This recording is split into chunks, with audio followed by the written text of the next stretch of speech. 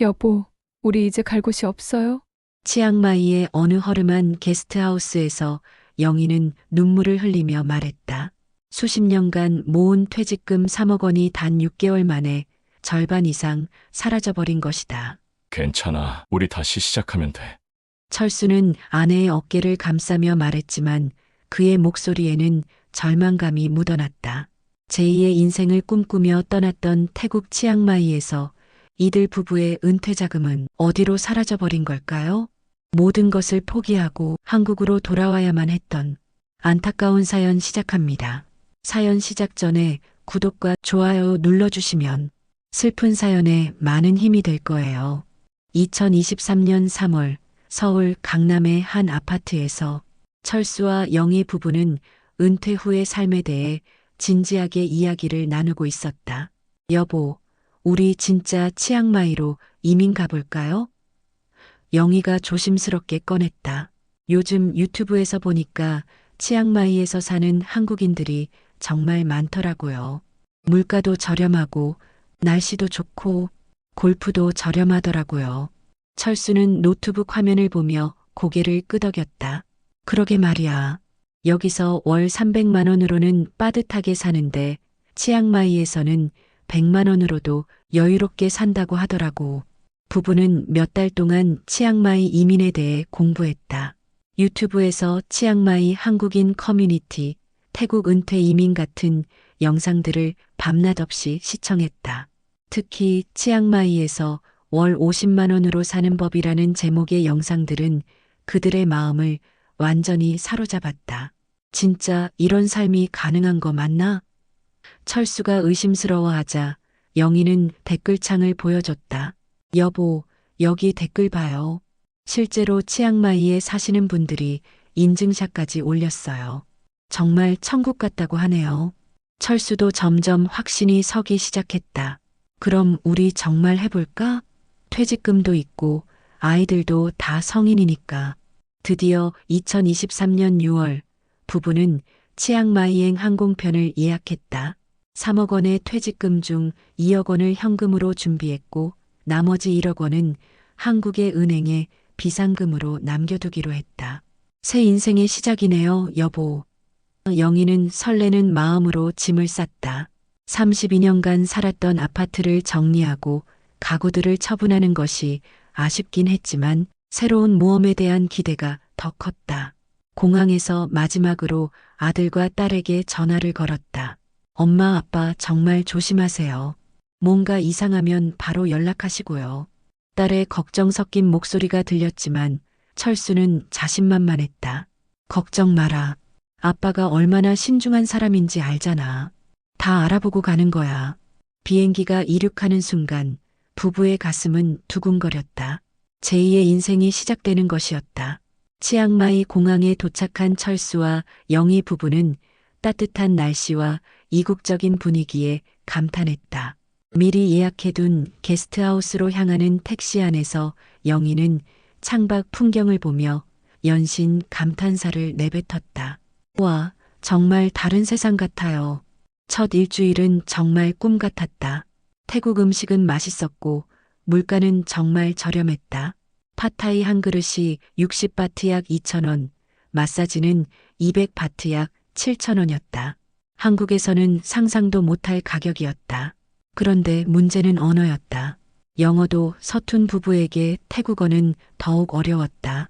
간단한 쇼핑도 손짓 발짓으로 해야 했고 은행 업무나 관공서 일은 엄두도 내지 못했다. 그때 구세주처럼 나타난 사람이 있었다. 한국인 브로커 이정민 45세이었다. 어르신들, 처음 오셨죠? 제가 도와드릴게요. 정민은 유창한 태국어로 직원들과 대화하며 부부의 환전과 심카드 구매를 도와줬다. 정말 고맙습니다. 어떻게 태국어를 이렇게 잘하세요? 철수가 감탄하자 정민은 웃으며 답했다. 저도 5년 전에 이민 왔는데 이제는 현지인보다 태국을 더 잘 안다니까요. 치앙마이에서 부동산 중개업을 하고 있어요. 정민은 자신이 운영하는 치앙마이 한인의 카카오톡 방에 부부를 초대했다. 방에는 200여 명의 한국인들이 있었고 모두들 치앙마이 생활에 대해 긍정적으로 이야기하고 있었다. 여기 보세요. 콘도 렌트비가 한 달에 1만 5천 바트 약 50만 원네요. 한국에서는 상상도 못할 가격이죠? 정민이 부동산 매물 사진들을 보여줬다. 영희는 깔끔하고 현대적인 콘도 사진을 보며 눈이 휘둥그레졌다. 진짜 이 가격이 맞아요? 한국 같으면 월세만 200만 원은 하겠는데. 맞습니다. 그런데 렌트보다는 구매를 추천해요. 지금 치앙마이 부동산 가격이 계속 오르고 있거든요. 5년 후에는 지금의 2배는 될 거예요. 정민의 말에 철수의 마음이 흔들리기 시작했다. 그럼 콘도를 사는 게 나을까요? 물론이죠. 특히 저희가 독점으로 분양하는 신축 콘도가 있는데 지금 계약하시면 특별가로 드릴 수 있어요. 보통 500만 바트인데 어르신들께는 400만 바트에 400만 바트는 한국 돈으로 약 1억 3천만 원이었다. 서울의 아파트 가격에 비하면 확실히 저렴했다. 한번 보러 갈 수 있을까요? 영희가 조심스럽게 물었다. 물론이죠. 내일 당장 모델하우스 구경시켜 드릴게요. 그리고 계약하시면 비자 연장, 은행 계좌 개설, 모든 행정 업무를 제가 대행해 드려요. 그날 밤 호텔에서 부부는 늦게까지 이야기했다. 여보, 어떻게 생각해요? 정민 씨가 정말 친절하게 도와주는데. 그러게 말이야. 태국어도 완전 현지인 수준이고 카톡방 사람들도 다들 만족해하는 것 같고 부부는 결국 다음날 모델하우스를 보러 가기로 결정했다. 다음날 오전 정민은 고급 승용차로 부부를 모델하우스까지 데려다 주었다. 치앙마이 시내에서 차로 30분 거리에 있는 신축 콘도 단지는 정말 인상적이었다. 와, 정말 럭셔리하네요. 영희가 탄성을 질렀다. 수영장과 피트니스 센터, 정원까지 갖춘 콘도는 한국의 최고급 아파트 수준이었다. 여기가 35층 펜트하우스예요. 뷰가 정말 끝내주죠? 정민이 창밖을 가리켰다. 치앙마이 시내가 한눈에 내려다 보이는 전망이 펼쳐졌다. 철수는 내심 놀랐다. 이런 펜트하우스가 정말 1억 3천만 원? 네, 지금 프리세일 가격이라서 가능한 거예요. 정식 분양가는 600만 바트인데 어르신들은 VIP 고객이니까 특별가로. 정민은 계약서를 꺼내며 설명을 이어갔다. 그런데 한 가지 조건이 있어요. 외국인은 태국 부동산을 직접 소유할 수 없거든요. 그래서 저희 회사 명의로 등기하고 실질적으로는 어르신들이 소유권을 갖는 형태예요. 영희가 의아해했다. 그게 안전한가요? 물론입니다. 저희가 5년째 이런 방식으로 100건 이상 계약했는데 문제된 적이 한 번도 없어요. 여기 이 서류가 소유권을 보장하는 계약서고요. 정민이 보여준 서류는 영어와 태국어로 빼곡히 적혀 있었다. 부부는 내용을 제대로 이해할 수 없었지만 정민의 자신만만한 태도에 안심이 되었다. 그리고 이게 가장 중요한 혜택인데요. 정민이 목소리를 낮추며 말했다. 이 콘도를 구매하시면 은퇴비자 발급이 훨씬 쉬워져요. 저희가 태국 정부와 특별한 관계가 있거든요. 은퇴비자는 부부가 가장 걱정하던 문제였다. 일반적으로 태국 은퇴비자를 받으려면 태국 은행에 80만 바트 약 2,700만 원을 예치해야 했다. 정말요? 그럼 은행 예치금은 얼마나 필요한가요? 콘도를 구매하시면 50만 바트만 예치하면 돼요. 그것도 저희가 도와드릴게요. 한국에서 송금할 때 수수료도 최저가로. 모든 것이 너무 완벽해 보였다. 부부는 그 자리에서 계약하기로 결정했다. 그런데 돈은 어떻게 송금하면 되나요? 철수가 물었다. 아, 그건 절대 은행으로 하시면 안 돼요. 세금이 너무 많이 나가거든요. 저희가 신뢰할 만한 환전업체를 소개해 드릴게요. 수수료도 거의 없고 안전하게 송금해 드려요. 정민은 김 원장이라는 환전업자를 소개했다. 40대 초반의 김 원장은 치앙마이에서 10년째 환전업을 한다며 자신의 신분증과 태국 사업자 등록증을 보여줬다. 어르신들, 은행 송금하면 수수료만 100만 원 넘게 나와요. 저희를 통하면 20만 원이면 충분합니다. 그날 오후 부부는 김 원장의 안내에 따라 한국의 은행 계좌에서 1억 원을 김 원장이 지정한 계좌로 송금했다. 나머지 3천만 원은 현금으로 준비해뒀던 돈으로 지불했다. 3일 후면 태국 계좌로 송금 완료될 거예요. 그때 콘도 계약마저 진행하시면 돼요. 김 원장이 웃으며 말했다. 호텔로 돌아온 부부는 설레는 마음으로 잠들었다. 드디어 치앙마이에서 새로운 삶이 시작되는 것 같았다. 3일이 지났지만 김 원장에게서 연락이 오지 않았다.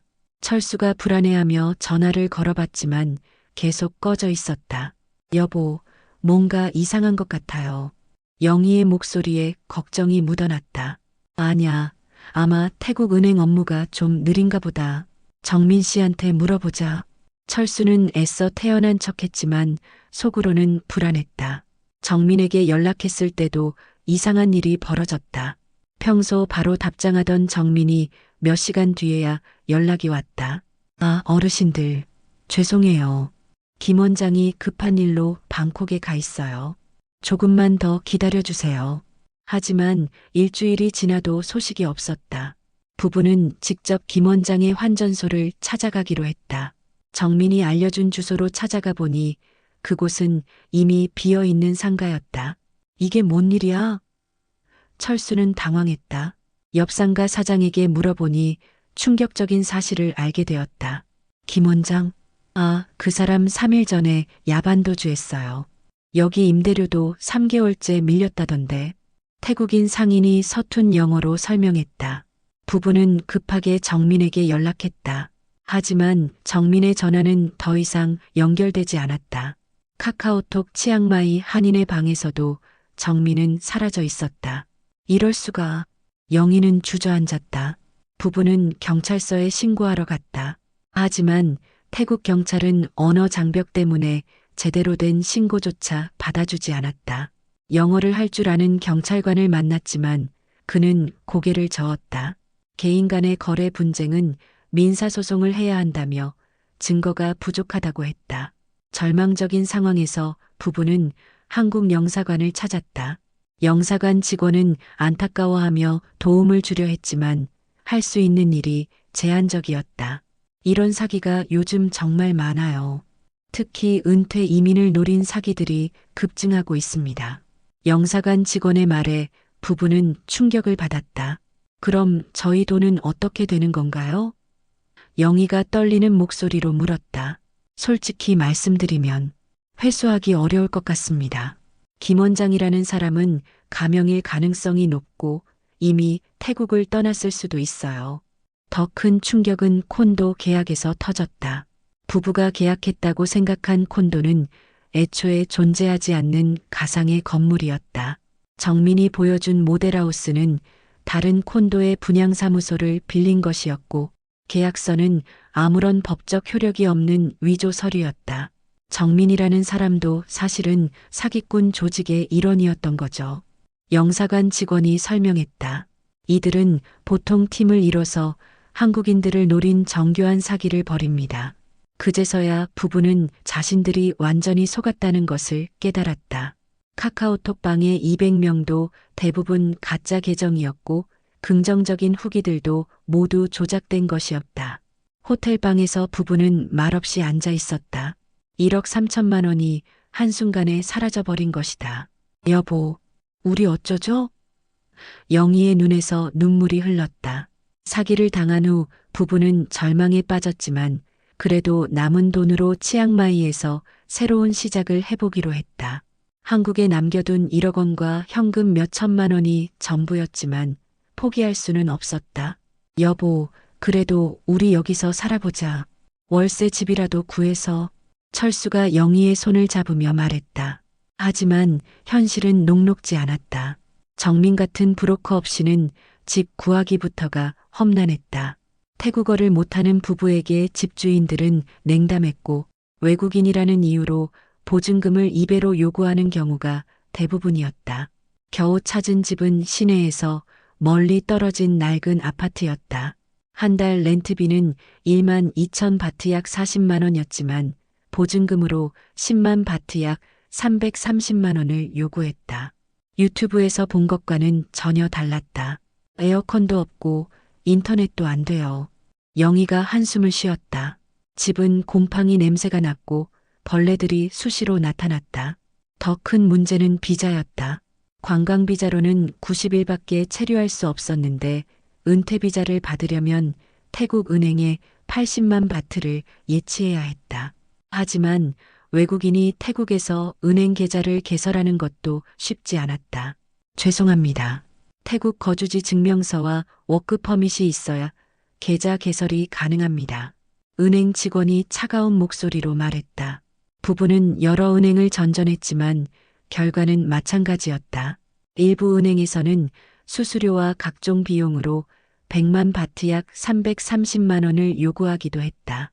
생활비도 예상보다 훨씬 많이 들었다. 유튜브에서 본 저렴한 로컬 음식들은 대부분 매워서 먹을 수 없었고 한국 음식이나 외국인이 먹을 만한 음식은 가격이 비쌌다. 한 끼에 300-500 바트 약 1만 7천 원은 기본이었다. 여보, 이러다가 돈 다 떨어져요. 영희가 가계부를 보며 걱정했다. 한 달 생활비가 15만 바트 약 500만 원 나가고 있었다. 병원비도 만만치 않았다. 철수가 설사로 병원에 갔는데 간단한 치료비가 5천 바트 약 17만 원 나왔다. 한국에서는 의료보험으로 몇천 원이면 될 일이었다. 태국은 의료보험이 없어서 모든 치료비를 현금으로 내야 해요. 병원 직원이 설명했다. 더욱 절망적인 것은 언어 장벽이었다. 간단한 일상생활조차 소통이 안 돼서 스트레스가 극심했다. 택시를 타면 바가지를 쓰기 일쑤였고 시장에서 장을 볼 때도 터무니없는 가격을 불러대는 경우가 많았다. 3개월째 되던 어느 날 부부는 치앙마이의 한국인 커뮤니티를 찾아갔다. 그곳에서 만난 한국인들은 부부와 비슷한 사연을 가지고 있었다. 저희도 사기당했어요. 투자 사기에 50대 부부가 한숨을 쉬었다. 여기 한국인 10명 중 7명은 사기 경험이 있을 거예요. 치앙마이에서 5년째 살고 있다는 박 씨가 씁쓸하게 말했다. 요즘 한국인 대상 사기가 너무 기승을 부려요. 커뮤니티에서 들은 이야기들은 충격적이었다. 가상화폐 투자 사기, 식당 창업 사기, 골프장 회원권 사기 등 온갖 종류의 사기가 횡행하고 있었다. 그럼 진짜 성공적으로 정착한 사람들은 없나요? 영희가 물었다. 있긴 해요. 하지만 대부분 젊고 태국어 할 줄 알고 충분한 자금이 있는 사람들이에요. 솔직히 60대에 처음 와서 정착하기는 정말 어려워요. 4개월째 접어들면서 부부의 상황은 더욱 악화되었다. 예상치 못한 비용들이 계속 발생했고 남은 돈은 빠르게 줄어들고 있었다. 가장 큰 타격은 철수의 건강 문제였다. 치앙마이의 대기오염과 스트레스로 인해 철수가 호흡곤란을 겪기 시작했다. 병원에서는 심장 검사를 받아야 한다며 CT 촬영과 각종 정밀 검사를 권했다. 총 비용이 15만 바트 약 500만 원 정도 될 것 같습니다. 의사의 말에 부부는 충격을 받았다. 한국에서 받으면 얼마나 나올까요? 영희가 물었다. 한국 의료보험이 있으시면 본인 부담금이 50만 원 정도일 거예요. 한국어를 할 줄 아는 간호사가 설명했다. 결국 철수는 치료를 미루기로 했다. 하지만 상태는 나아지지 않았다. 그런 와중에 또 다른 사기가 부부를 노렸다. 한국인 여성 조은미 50대가 부부에게 접근했다. 어르신들, 제가 치앙마이에서 게스트하우스를 운영하는데 파트너가 필요해요. 투자하시면 매월 10% 수익을 보장해 드릴게요. 은미는 실제로 운영하고 있는 작은 게스트하우스를 보여주며 그럴듯한 사업 계획서를 제시했다. 지금 치앙마이 관광업이 완전히 회복되고 있어요. 한국인 관광객들이 폭증하고 있거든요. 부부는 이미 한 번 사기를 당했기 때문에 신중했다. 하지만 은미는 교묘했다. 실제 게스트하우스 장부를 보여주며 수익성을 증명했고 다른 한국인 투자자들도 소개해줬다. 저희도 이미 3천만 원 투자했는데 매월 300만 원씩 받고 있어요. 60대 한국인 부부가 증언했다. 궁지에 몰린 철수와 영희는 고민 끝에 남은 돈 5천만 원을 투자하기로 했다. 하지만 이것도 정교한 폰지 사기였다. 처음 2달은 약속대로 수익금이 들어왔다. 하지만 3개월째부터 핑계를 대기 시작했다. 요즘 성수기가 아니라서 수익이 좀 떨어졌어요. 다음 달부터는 정상화될 거예요. 하지만 다음 달에도 그 다음 달에도 수익금은 들어오지 않았다. 오히려 은미는 추가 투자가 필요하다며 더 많은 돈을 요구했다. 부부가 게스트하우스를 직접 찾아가 봤을 때는 이미 문이 닫혀 있었다. 은미도 연락이 되지 않았다. 또 당했네요. 영희는 절망에 빠졌다. 이제 부부에게 남은 돈은 한국에 있는 1억 원이 전부였다. 하지만 그마저도 한국에서 월세와 관리비, 각종 세금으로 매월 줄어들고 있었다. 더 큰 문제는 비자였다. 관광비자 연장 한계에 도달해 한국으로 나갔다 다시 들어와야 하는 상황이 되었다. 하지만 코로나 이후 비자 정책이 까다로워져서 무비자 입국도 제한적이었다. 이제 정말 한국으로 돌아가야 할 것 같아요. 철수가 무거운 입을 열었다. 하지만 한국으로 돌아간다고 해서 상황이 나아지는 것도 아니었다. 아파트는 이미 처분했고 남은 돈으로는 전세를 구하기도 어려웠다. 나이 때문에 일자리를 구하는 것도 거의 불가능했다. 우리 정말 바보였구나. 영희가 눈물을 흘렸다. 그때 철수의 상태가 급격히 악화됐다. 호흡곤란이 심해져 응급실에 실려가게 된 것이다. 즉시 한국으로 귀국해서 치료받으시는 게 좋겠습니다. 의사가 심각한 표정으로 말했다. 철수의 응급실 치료비만 8만 바트 약 270만 원가 나왔다. 의사는 심장에 문제가 있어 정밀 검사와 수술이 필요할 수도 있다고 했다. 태국에서 심장 수술 받으면 최소 200만 바트 약 6,700만 원은 들 거예요. 한국으로 가시는 게 나을 것 같습니다. 한국어를 하는 간호사가 조용히 귀띔해줬다. 부부는 더 이상 버틸 수 없다는 것을 깨달았다. 영희는 떨리는 손으로 아들에게 전화를 걸었다. 아들아, 엄마야. 우리 한국으로 돌아가야 할 것 같아. 엄마, 무슨 일이에요? 아빠는 괜찮으세요? 아들의 놀란 목소리가 들렸다. 영희는 그동안의 일들을 모두 털어놓았다. 사기를 당한 일, 건강이 악화된 일, 돈이 거의 떨어진 일까지 모든 것을. 엄마, 왜 그런 일이 있을 때 진작 얘기하지 않으셨어요? 아들은 충격받은 목소리로 말했다. 미안하다. 너희들 걱정시키고 싶지 않아서. 아들은 즉시 항공료를 송금해줬고 부부는 급하게 귀국 준비를 했다. 치앙마이에서 쌓아둔 짐들은 대부분 버리고 꼭 필요한 것들만 챙겼다. 공항으로 가는 택시 안에서 영희는 창밖을 바라봤다. 6개월 전 설렘으로 가득했던 치앙마이의 거리들이 이제는 쓸쓸하게만 보였다. 여보, 우리 정말 많이 바뀌었네요. 영희가 말했다. 철수는 산소통을 끼고 있었지만 고개를 끄덕였다. 그래도 살아서 돌아가는 게 다행이야. 공항에서 출국 수속을 밟으면서 부부는 복잡한 심정이었다. 새로운 인생을 꿈꾸며 왔던 치앙마이를 이렇게 떠나게 될 줄은 꿈에도 몰랐다. 비행기 안에서 영희는 계산해봤다. 퇴직금 3억 원 중에 남은 것은 한국에 있는 7천만 원이 전부였다. 2억 3천만 원이 6개월 만에 사라진 것이다.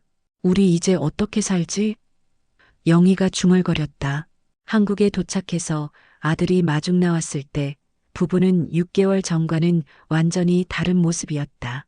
철수는 휠체어에 의존해야 했고 영희는 늙어 보였다. 아빠, 엄마, 정말 고생 많으셨어요. 아들이 눈물을 글썽이며 말했다. 미안하다. 너희들한테 짐만 지우게 됐네.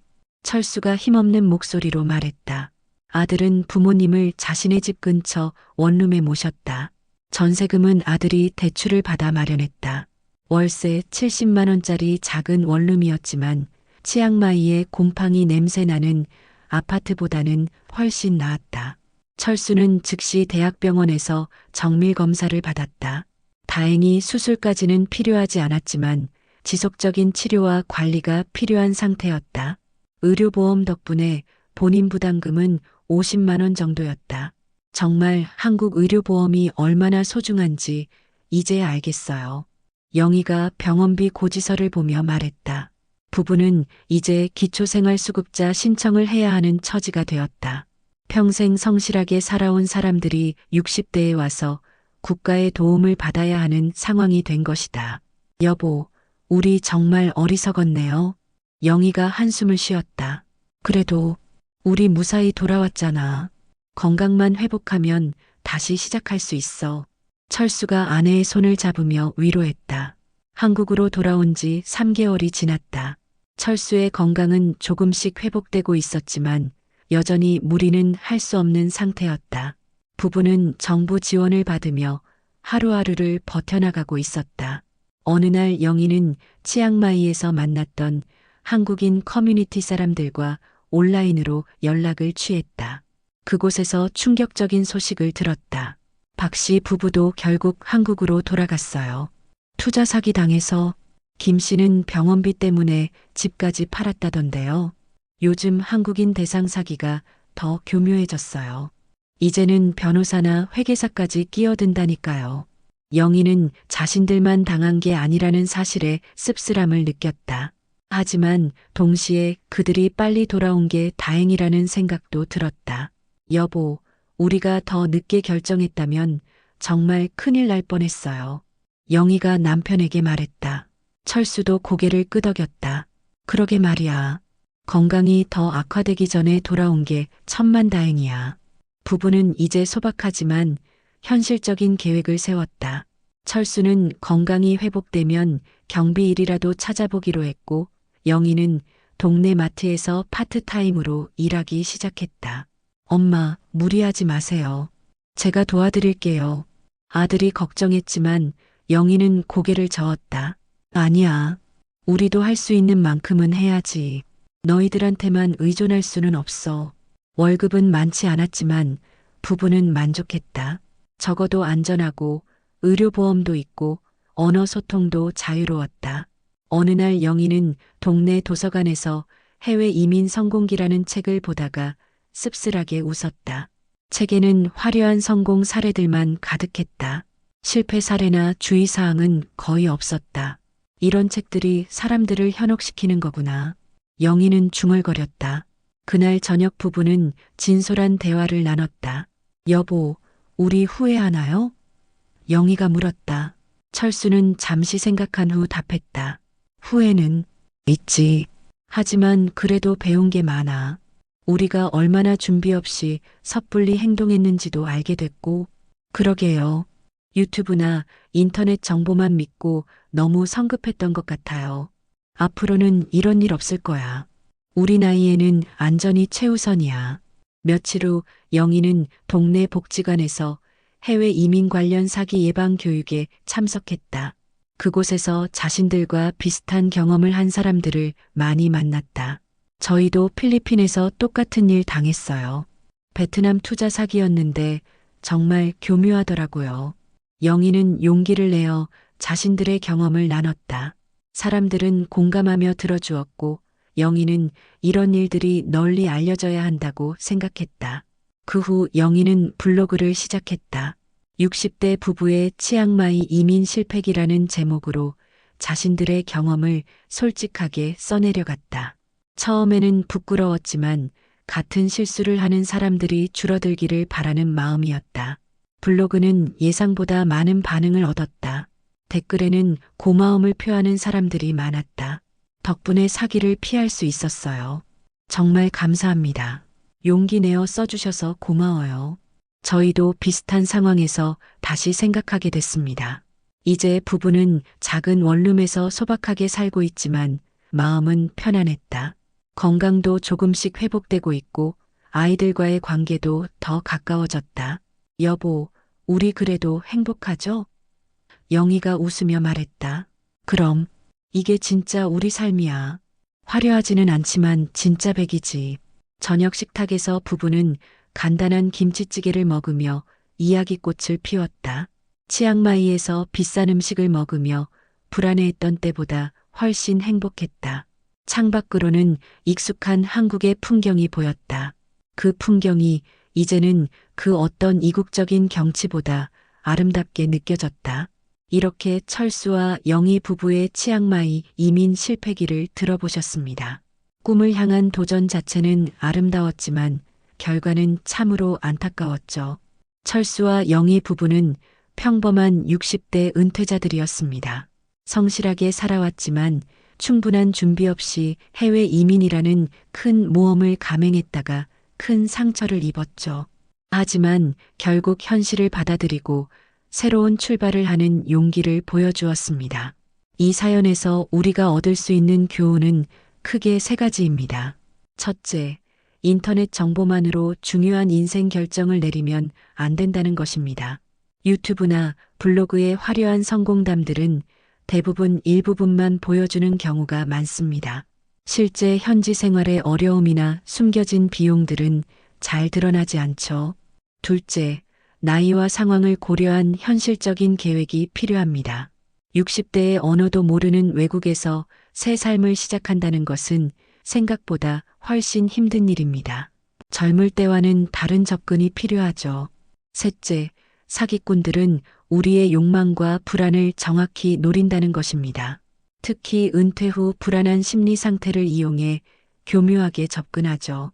너무 좋은 조건을 제시하면 반드시 의심해 봐야 합니다.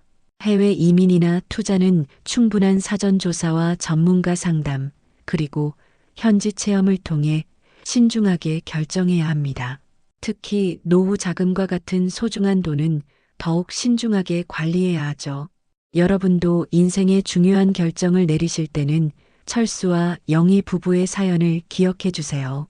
꿈과 현실 사이에서 균형을 찾는 것이 진정한 지혜일 것입니다. 오늘 사연이 도움이 되셨다면 구독과 좋아요 부탁드립니다.